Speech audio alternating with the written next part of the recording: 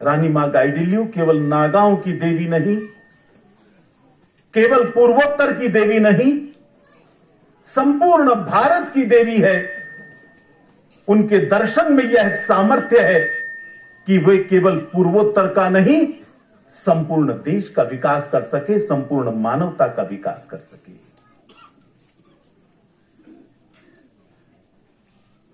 इस पवित्र ग्राम हंग्रुम,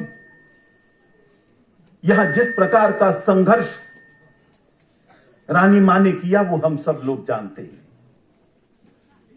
उसका स्मारक भी यहां पर बना है। आज जो गीत गाए जा रहे थे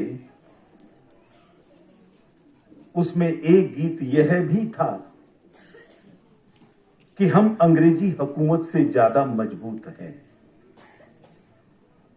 अंग्रेजी हुकूमत जा चुकी है, उसका सूर्य अस्त हो रहा है। जिस अंग्रेजी हुकूमत में कभी सूर्य नहीं डूबता था, आज उस अंग्रेजी हुकूमत पर राज्य भारत का ही एक लड़का कर रहा है, भारत का ही एक बालक वहां पर राज कर रहा है। उसका सूर्य डूब रहा है।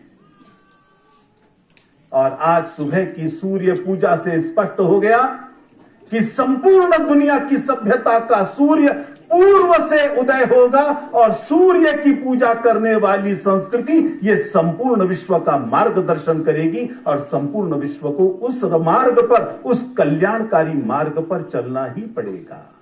वही रास्ता कल्याण का है। एक वाक्य और मैंने सुना